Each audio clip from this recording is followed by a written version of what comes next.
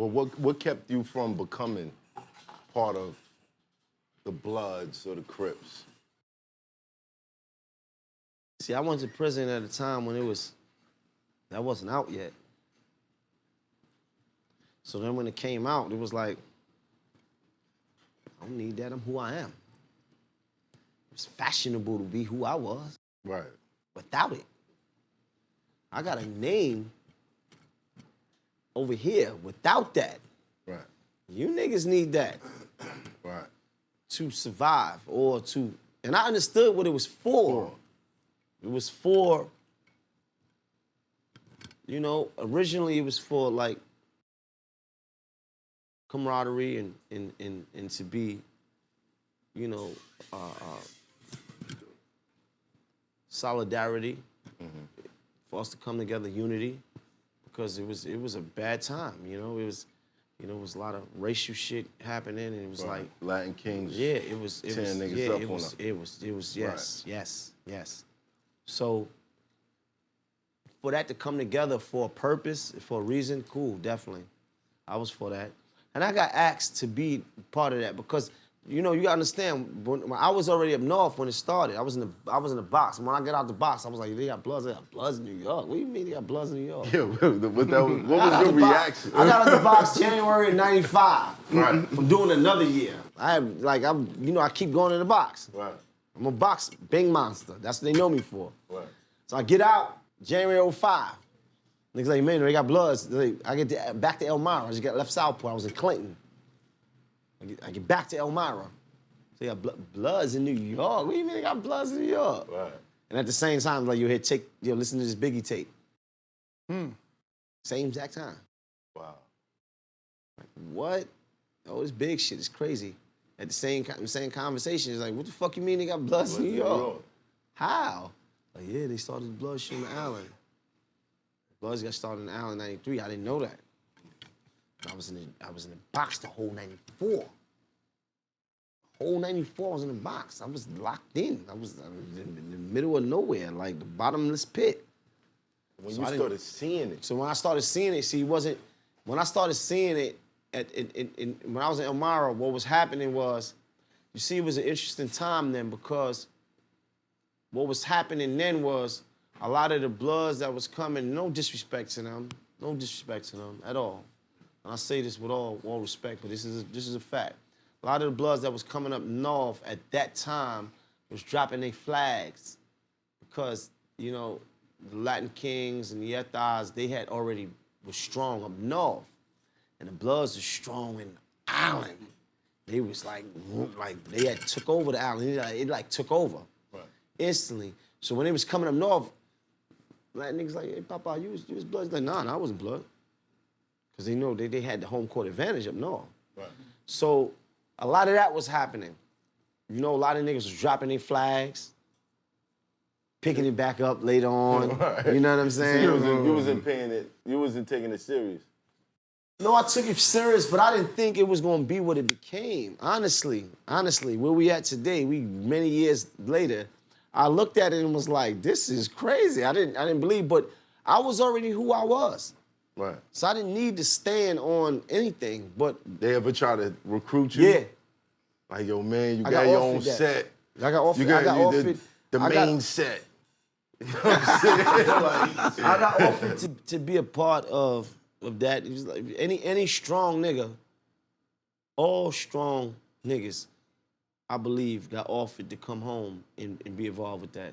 I was cool. When I got to Auburn, I was cool with many of them.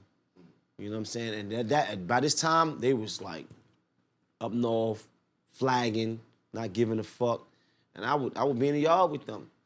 Yo, you need to come home, my nigga. Yo, you need to come home. Like, well, nah, my nigga. Like, I was comfortable with who I was. Right. And I felt like becoming that at this point wasn't who I was. It wasn't I didn't think it was a strike. Right. I thought it was almost like a demotion. Like, nigga, you don't need that. You work hard and stood on your own. You know, you went to war when you need to go to the war. You took your bruises, you gave them, did your time, you bled, you shed blood. Like, you didn't, none of that was because of an affiliation. Right.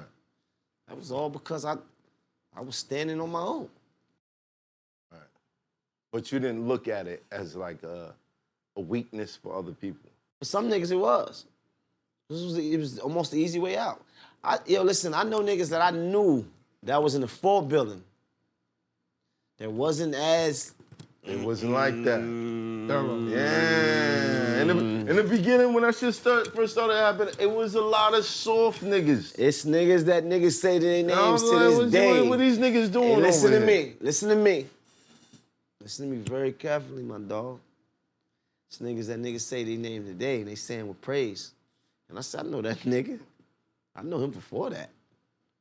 I remember how he was before that. The nigga that you know, I don't necessarily know that nigga.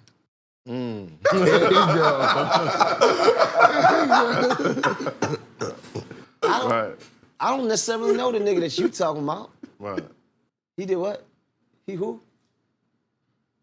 Y'all look up to him? Right. But there was a couple of my mans that was official who got wrapped up in it. And that's when I kind of started being like, okay, I guess this shit is here. Oh, it's here. Yeah. You gotta accept it who it is. 'Cause I got a lot of my loved ones, and I don't want nobody to get this misconstrued, because niggas will look at this and take this the wrong way, and before we know it, a nigga be making a video, fuck Maino, what the fuck nigga, you bitch nigga. It'd be out tomorrow. Right. What I'm saying is that at the particular time that I was up north and it was just starting, it wasn't built yet. So a lot of guys was putting them flags in their pocket, dropping them and claiming that they never was. I watched this with my own eyes. I've held niggas down because of that, because, you know, when you talk about certain names that was ringing in these eras, those my guys. This is my childhood friends. These are my counterparts. These are the guys who I came up with, and we was together and we would watch this, and none of us was that. So we would, you know, if you was a young nigga, you was coming up north, we would like, yo, what's up, nigga? Like, nah, I was, you know, and niggas would niggas tell me, yo, I was blood, but you know, I don't know how it is up here.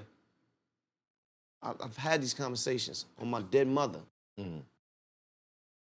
Had that. But that was then.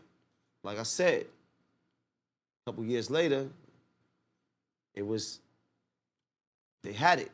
They flood the block. They had it. And I gave them the same respect. Right. Yo, nigga, you got it. It ain't for me. But I respect you. Right.